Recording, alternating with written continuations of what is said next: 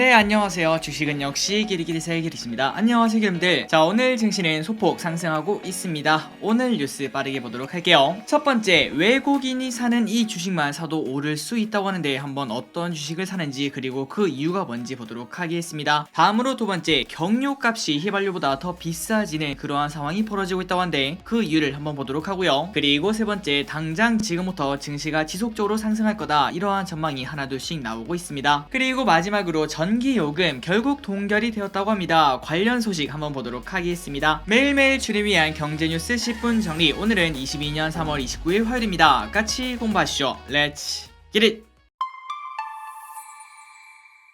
자, 어젯밤 뉴스를 확인해보도록 하겠습니다. 뉴욕 증시, 러시아 우크라 긴장 완화 기대의 상승. 뉴욕 증시에서 주요 지수는 러시아와 우크라이나 간의 지정학적 긴장이 완화될 것이라는 그러한 기대감 그리고 유가 하락 영향으로 상승을 했다고 합니다. 그리고 이날 5년물 국채금리가 30년물 국채금리를 웃돌면서 2006년 이후 처음으로 해당 금리의 금리 역전이 발생을 했으나 그러나 주식시장에 미치는 영향은 제한적이었다고 합니다. 자, 그리고 플러스 지금 현재 2년물과 10년물 차이도 갈수록 줄어들고 있는데요. 이러다가 진짜 역전이 나오는 거 아닌가, 이런 생각도 충분히 해볼 수 있을 것 같습니다. 그리고 다음입니다. 조 바이든 미국 행정부는 5조 8천억 달러 약 7,100조 원 규모의 2023 회계연도 예산안을 발표를 했습니다. 그리고 이번 예산안은 우크라이나 사태 등 급변하는 안보 환경에 따른 국방 예산 증액과 청정 에너지 등 기후변화 그리고 전염병 관련 예산 지출을 늘리는 데 초점이 되었다고 한데요. 그래서 이를 위해서 초부유층에 대한 세금을 신설하는 등 세수를 확보한다는 구상도 현재 내놓고 있다고 합니다. 그러니 이러한 뉴스를 볼 때마다 국방에 관련된 기업 그리고 플러스 친환경에 관련된 기업은 계속적으로 봐야 되겠구나, 이런 생각을 해볼 수 있겠네요. 다음입니다. 테슬라 주식 분할의 마법 통했나? 1100슬라 눈앞에. 미국 전기차 대장주 테슬라가 또 주식 분할을 추진을 했습니다. 지난 2020년 8월 이후 1년 7개월 만이라고 하는데요. 이에 테슬라 주가는 하루 만에 8% 이상 폭등을 했다고 합니다. 자, CNBC 등에 따르면 테슬라는 이날 공개된 미국 증권거래위원회의 공시를 통해서 연례 주주총회에서 주주들에게 주식 분할을 승인해달라는 요청을 할 계획이라고 합니다. 이렇게 주식 분할을 요청하는 목적, 거기에 대해서는 말을 하지 않았지만 그런데 이번 역시 현재 주당 1000달러가 넘는 주식 가격을 낮춰 투자를 용이하게 하려는 것으로 읽힌다고 하는데요. 특히 테슬라 주가는 올해 들어서 하락세를 나타내고 있기 때문에 주가 부양의 목적이 조금은 커 보인다고 합니다. 어쨌든 이러한 뉴스에 테슬라 또 한 번 더 급등해서 얼마 전에 800달러가 깨졌던 테슬라 1100달러까지 또다시 올라가고 있다고 합니다.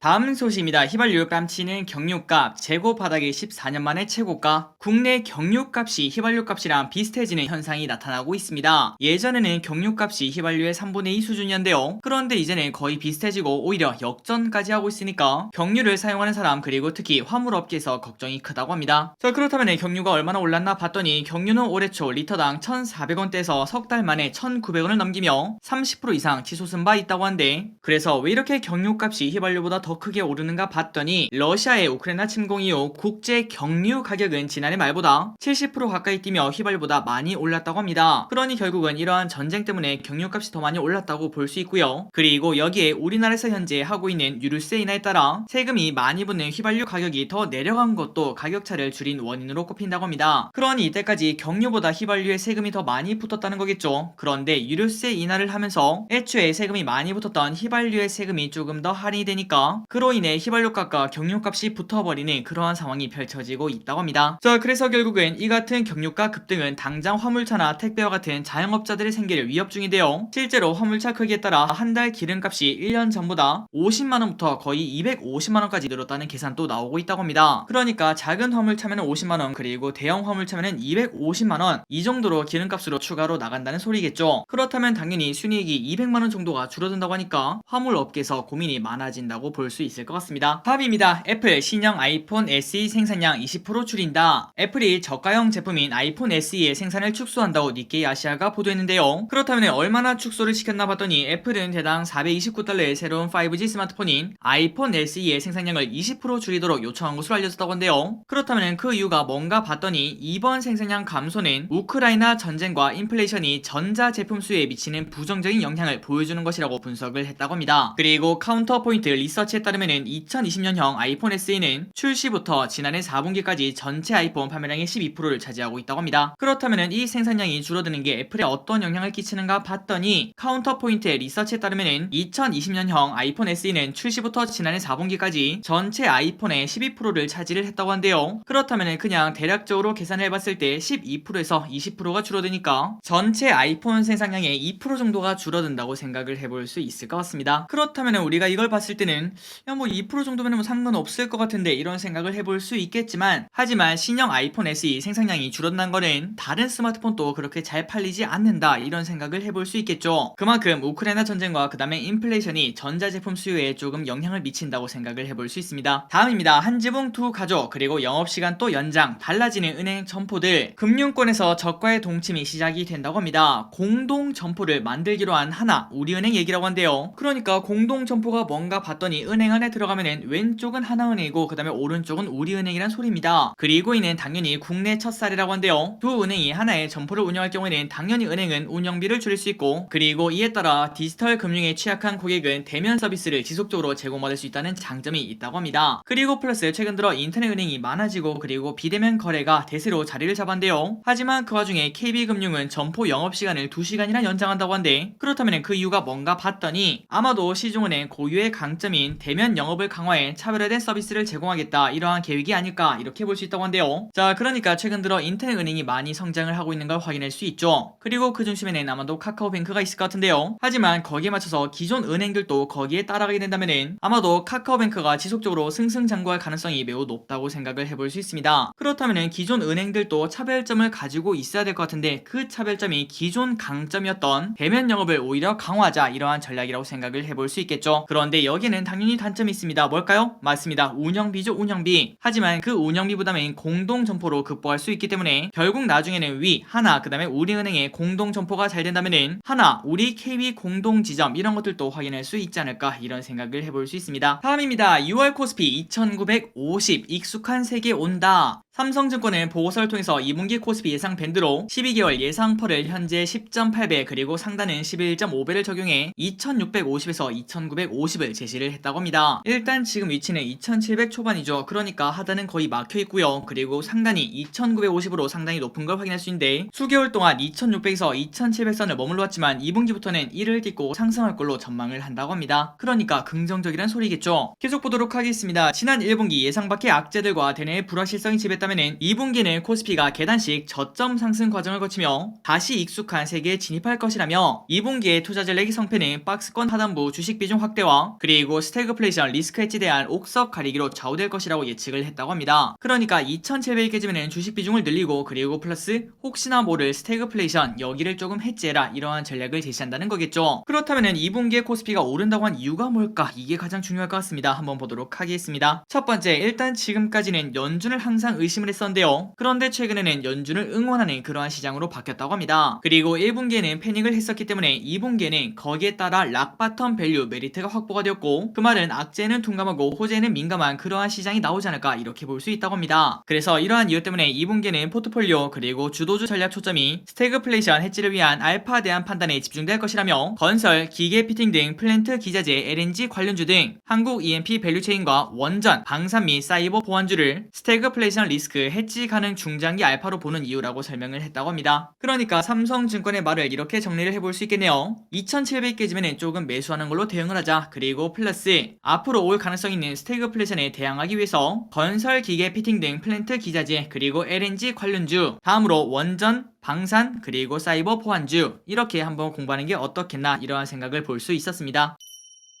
다음입니다. 비슷한 소식인데 조금 더 강하다고 볼 수 있겠네요. 4월 코스피 최상단 3000 전망. 그 이유는 코리아에셋투자증권은 보고서를 통해서 4월 코스피 하단으로 2600을 그리고 상단으로 3000을 유지한다는 견해를 밝혔습니다. 이미 시장에서는 금리 상승 우려와 기대가 충분히 반영되었기 때문에 5월에 빅스텝 인상이 된다고 가정하더라도 증시에 미칠 영향은 중립적으로 보았다고 합니다. 그리고 미국의 기준금리는 상반기 중 1%, 그 다음에 연말 2% 도달의 예상이 되며, 그리고 지수가 반등을 하더라도 지난해 여름 이후 대세 하락이 여전히 유효하다며 대세 상승 전환 신호가 나오기 전까지는 박스권 등락을 상정한 전략이 필요하다고 지적을 했다고 합니다. 그러니까 그러니까 4월달에 코스피가 쭉 올라가더라도 거기가 박스 상단이고 다시 떨어질 거다 이렇게 예측을 한다는 거겠죠. 그렇다면 2분기 시장에서 우리가 받을 건 뭔가 봤더니 일단 외국인의 기한 여부 그리고 오미크론 안정화 정도 5월 15일까지 제출되는 1분기 실적 등을 꼽았다고 합니다. 그리고 또한 외국인이 사는 종목만 따라서도 손실을 보지 않는다 이러한 분석도 내놨다고 한데 이게 무슨 소린가 봤더니 외국인 매수 상위 10개의 종목 중에서 연초 대비 주가가 떨어진 것이 SK하이닉스와 LG화 이 두 개밖에 없다고 합니다. 그러니까 나머지 8개는 전부 다 주가가 올랐다는 소린데요. 그리고 3월 한 달만 놓고 보면은 외국인 순매수 상위 종목인 LG노텍, 삼성엔지니어링, 카카오, 한국항공우주, 고려아연, 현대중공업 등으로 좀 더 다행해지고 매수 종목 평균 시가총액도 적어졌다고 덧붙였다고 합니다. 그러니까 위 기업들을 조금 공부해보자 이러한 생각을 해볼 수 있겠죠. 그래서 한번 직접 확인을 해봤습니다. 외국인이 3월 1일부터 3월 28일 어제까지 순매수 상위를 봤더니 ETF를 제외하고는 LG노텍, 삼성엔지니어링, 카카오, 한국항공우주, 안랩, 고려아연, 삼성SDS, 현대중공업, HMM, SD바이오센서, 시젠, 우리금융지주, 하나에로스페이스, KT, SK텔레콤, SOL 있는 걸 확인할 수 있고요. 그리고 그 와중에 외국인이 매수하면서 오히려 주가가 빠진 것들은 보합권 2개를 제외하고는 딱 2가지밖에 없습니다. HMM 그리고 하나에로스페이스 이 2가지만 주가가 빠지고 나머지는 전부 다 오르는 걸 확인할 수 있는데요. 그렇기 때문에 지금 장은 외국인 사는 것만 따라서도 오르는 장이다 이렇게 볼 수 있다고 합니다. 그래서 여러분들 위 자료를 참고해보시면서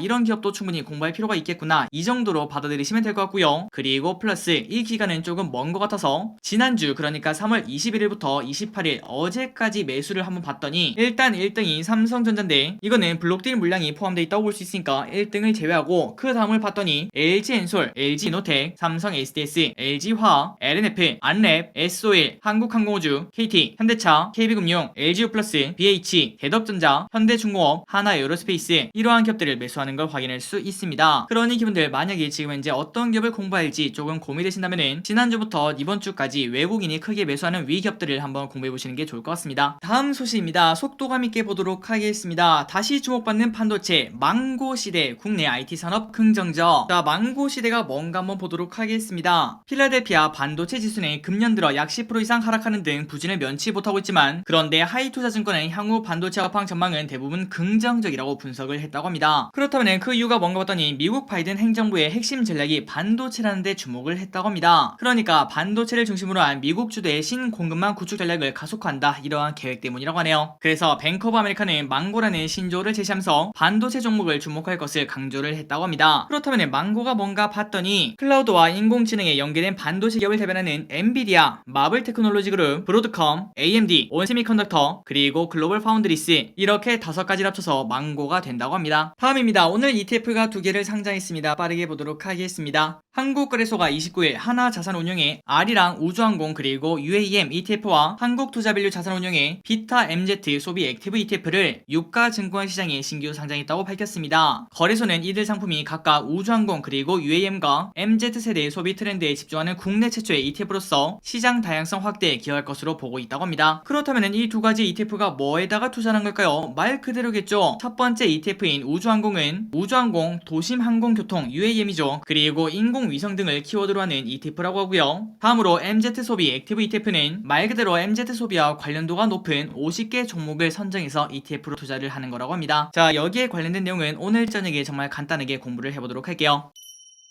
다음입니다. 화장품 섹터에 대해서 조금 고민이 많으신 분들이 많으실 거라고 생각합니다. 그런데 긍정적인 뉴스가 나왔네요. 한번 보도록 하겠습니다. 악재는 이미 반영이 되었다. 아모레퍼시픽 2분기 전환점 온다. 국내 화장품 대장주인 아모레퍼시픽의 주가가 현재 지지부진합니다. 코로나19 종식 기대감에 리오프닝 대표 수혜주로 꼽히며 큰 폭의 상승세를 기록하기도 했었지만 기대는 이내 실망으로 바뀐 모습이라고 한데요. 그런데 전문가들은 아모레퍼시픽을 둘러싼 악재가 이미 주가에 반영이 되었다며 2분기를 기점으로 중국의 외부 변수가 해소되면은 아모레퍼시픽의 본격적인 수혜가 기대가 된다는 분석이 나온다고 합니다. 자, 아모레퍼시픽은 이니스프리의 시장 리포지셔닝, 판매 전략 수정, 채널 조정 등을 현재 진행하고 있는데 중국 이니스프리의 오프라인 매장이 300개에서 140개로 축소될 예정이며 이 성과는 하반기부터 본격화될 것으로 예상이 된다고 합니다. 그리고 유안타증권은 중국의 6.18 쇼핑 페스티벌을 대비한 면세 수요가 5월 전후로 나타나며 2분기가 전환점이 될 것으로 예상을 하며 키움증권은 중국 구조조정 이후 수익성 개선과 리오프닝 가능성을 염두에 했을 때 가장 실적 개선폭이 클 것으로 기대가 된다고 평가했습니다. 그리고 앞으로 리오프닝에 따른 관광객 유입 재개와 마스크 착용 의무화 해제까지 더해진다면 색조 화장품 관련주의 본격적 수혜를 예상할 수 있다고 합니다. 그러니까 최근 들어 주가가 지지부진한 화장품 관련주들, 그런데 지금 가격은 이미 모든 악재가 반영이 되었고 앞으로는 조금은 장밋빛이 있지 않을까 이렇게 볼 수 있다고 합니다. 다음입니다. 정부 2분기 연료비 조정단가 동결 전기요금 인상. 자, 우리가 이걸 딱 봤더니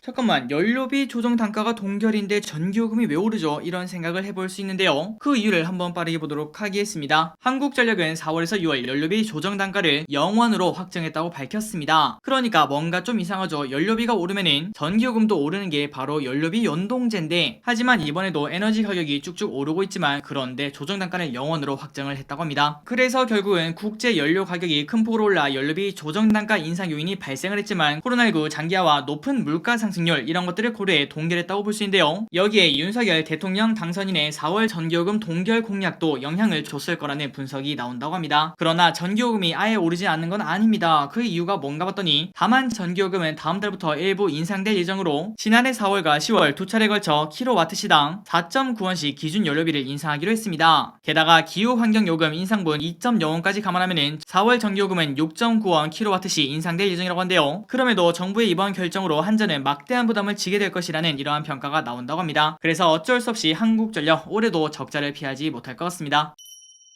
다음입니다. 오늘의 리포트를 보고 마무리해보도록 하겠습니다. 인텔리안테크 지속적인 고성장 기대. 하나금토는 인텔리안테크에 대해서 10년간 고성장이 가능하다고 분석했습니다. 투자 의견 매수 목표 주가는 11만 5,800원으로 분석을 게시했다고 하네요. 참고로 전날 종가는 88,700원이라고 합니다. 하나금토 연구는 이렇게 말했습니다. 목표 주가는 올해 이상 주당 순이익 EPS 2,312원에 목표 퍼 50.1배를 적용해서 산출했다고 한데요. 그렇다면 50.1배가 왜 나왔나 봤더니 해외 우주 위성기업의 올해 평균 퍼라고 설명을 했다고 합니다. 그런데 개인적으로는 우리나라 기업이랑 해외 기업은 조금 다르다고 볼 수 있겠죠. 그렇기 때문에 조금 타겟퍼가 좀 높은 거 아닌가 이런 생각을 해볼 수 있겠지만 중저궤도 위성 안테나 매출 확대에 따른 실적의 가파른 성장, 그리고 독보적인 저궤도 안테나 사업자로 추가 고객사 확보에 대한 기대감, 6G의 개화가 예상되는 오는 2030까지 고성장이 지속될 것을 고려한다면 높은 멀티플을 받기에 충분하다, 이러한 분석이 나온다고 합니다. 그렇다면 예상 실적을 한번 볼까요? 일단 작년부터 올해를 딱 봤을 때 2배 가까이 성장하는 걸 볼 수 있고요. 그리고 올해부터 내년에도 50% 이상이 성장을 하는 걸 우리가 체크를 할 수 있습니다. 그러니 이러한 높은 멀티플 충분히 노려볼 수 있다고 볼 수 있겠죠. 그래서 인텔리안테크에 한번 주봉을 봤더니 그런데 어느 정도는 반영을 하고 있는 모습입니다. 주봉을 보니까 1년 내내 올라오고 있는 걸 우리가 확인할 수 있는데요. 그렇다면 인텔리안테크가 지금 비싼가? 그렇게 말하긴 조금 어렵습니다. 그렇다고 또 싸다고 하긴 또 어려운데요. 그러니까 지금 가치는 너무 비싸지도 않고 그 다음에 너무 싸지도 않은 그 중간 어딘가 이렇게 볼 수 있는데, 지속적으로 우주항공은 각광을 받을 것이고, 그리고 방금 전에 봤다시피 앞으로 10년간 계속 성장을 할 거기 때문에 충분히 우리가 공부를 할 필요가 있는 기업이라고 당연히 생각을 해볼 수 있습니다. 우리가 또 예전부터 이 기업은 공부를 해봤었죠. 하지만 만약에 기분들이 이 가격이 조금 비싸다 그런 생각이 든다면은 물론 조정이 올지 안 올지 그런 것들은 우리가 알 수가 없겠지만 혹시나 조정이 온다면은 그때 조금 더 매수하는 그러한 전략도 유효하다고 생각을 해볼 수 있을 것 같습니다. 그러니까 정리하자면은 그냥 장기적으로 보면은 쭉쭉 올라갈 만한 기업이다, 이런 생각을 해볼 수 있겠네요. 한번 기분들 인텔리안테크 공부해보시기 바랍니다. 다음입니다. 에코프로비엠 보고 마무리해보도록 하겠습니다. 에코프로비엠 사업 정상화로 디스카운트 점진적 해소. NH투자증권은 에코프로비엠에 대해서 사업 정상화에 따라 경쟁사 대비 밸류에이션 디스카운트는 절대 오래가지 않을 것으로 전망을 한다고 합니다. 투자 의견 매수 목표 주가 74만원 유지. NH투자증권 연구원은 작년 4분기 포항 6공장 1라인 가동이 이어 올해 1분기 2라인 가동이 추가돼 매출 성장을 견인할 것이라며 니켈, 리튬 등 주요 메탈 가격이 1분기에 급등하며 단기 수익성에는 부담으로 작용할 것, 이렇게 전망을 했다고 합니다. 하지만 워낙에 잘 나가는 섹터라고 볼 수 있겠죠. 그렇기 때문에 3개월이 지나면 원가 상승분이 모두 판가로 전가돼 연간으로 보자면 경쟁사와 차이가 없다고 하며, 현재 주가는 연초 발생했던 공장 화재와 내부자 거래 이슈 등에 따른 일시적 저평가 구간이다. 그렇기 때문에 공장 조기 가동, 대표이사 변경, 내부 통제 강화 등 정상화의 길로 가고 있기 때문에 저평가 구간은 오래 지속되지 않을 것, 이렇게 예상을 한다고 합니다. 그래서 에코프로비엠의 실적을 보니까 매년 뭐 2배씩 성장하는 걸 확인할 수 있습니다. 진짜 괴물이죠. 그렇기 때문에 앞으로도 충분히 기대를 해볼 수 있으며, 차트를 봤을 때는 어느 정도 조정을 받고 슬금슬금 올라가는 그런 흐름을 나타내고 있기 때문에 여전히 고성장 국면, 그러니까 실적을 믿고 장기적으로 볼만한 종목이 아닌가, 이런 생각을 해볼 수 있습니다. 한번 기분들 2차 전지 관련주인 에코프로비엠 공부해보시면 좋을 것 같습니다. 자, 오늘의 경제뉴스 여기까지 끝났습니다. 항상 이렇게 같이 공부해주셔서 진심으로 감사합니다. 지금까지 기리셨습니다. 빠이요.